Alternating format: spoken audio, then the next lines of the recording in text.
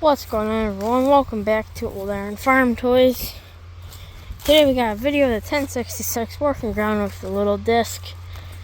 We had a bigger disc on it last year.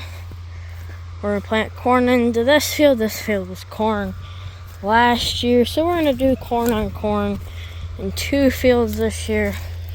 That first corn field, we had a corn harvest video on. That field, probably going to see that into like the rye or something, or some sort of grass cover crop probably. And I believe two soybean fields. But yeah, not going to be able to plant today, the day I'm making this video. Looks a little wet through here. It was, but anyways, enjoy this video and thanks for watching.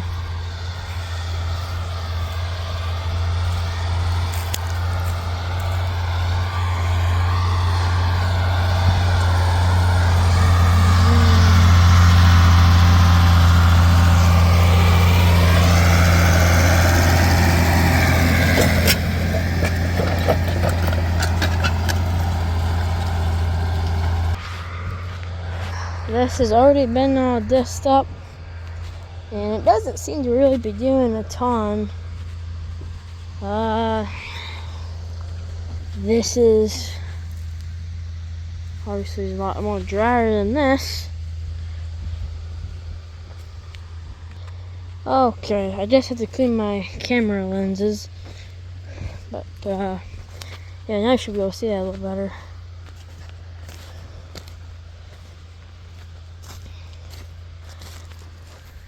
This is a decent sized field. I mean, it ain't no 500 acres, but it's takes a couple hours to pick. It probably took us maybe 2.5, 3 hours. I can't really remember now, but anyways, I need to stop talking. Then that's a rock and a half right there. I'll move that out of the way.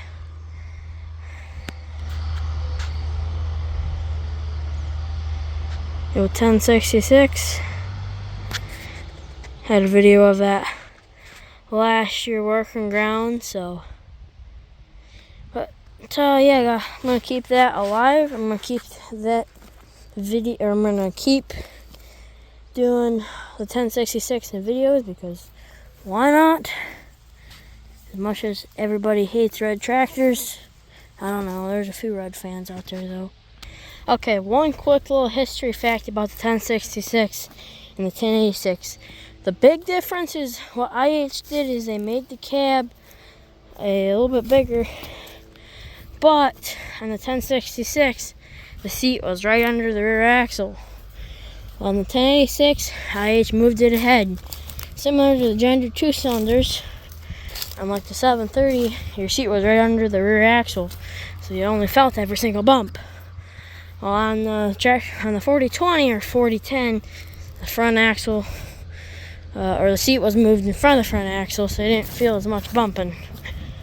But yeah, and then another big difference between the 1066 and the 1086, not looks wise, but I believe it was your filter. And then some other stuff, you just took the front grill right out of it. It was all there on the 1086, not on the 1066. But anyways, I need to stop talking and get some more video for you guys.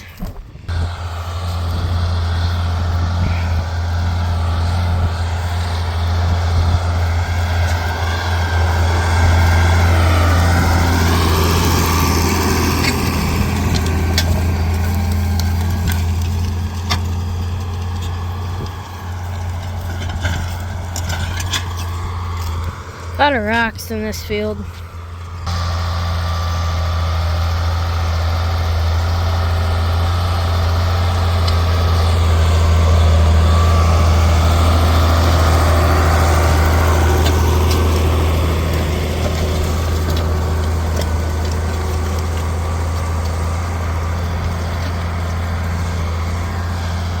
This right here, this is very nice compared to that. That second pass really got rid of the weeds and stuff, but it's a lot more almost like powdery, which is what you want to see for planting. You don't want this big thick stuff where you can't get the seed in the ground and the seed just sits on top. The darn birds eat it and it won't grow. But you want to have it nice and well, for the planter we have, ours isn't a no-till planter, but this is what you want to see. Maybe even another pass over with the disc. This is the stuff you want to see for planting. More over there is a better example. Might go back over this with a couple passes, and I might bring the big tractor over here with that Massey and go over it again with that. And I don't know from where, or I don't know, depends on what residue or what it's gonna leave for like after residue, or whatever you want to call it.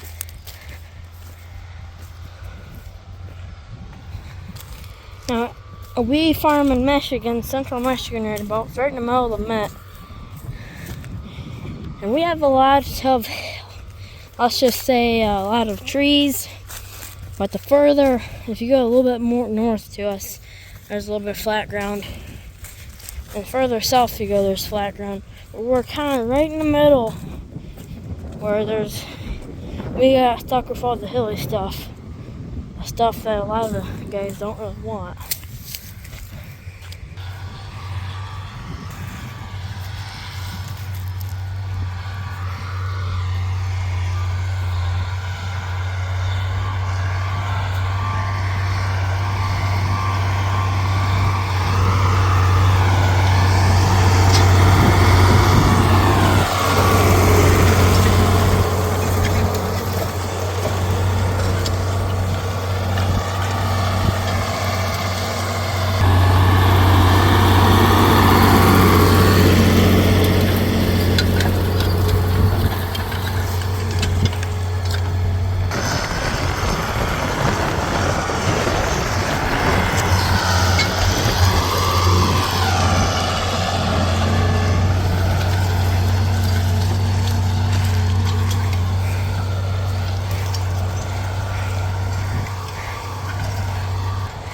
Now don't be surprised if there's like a part 2 or even 3 of field work,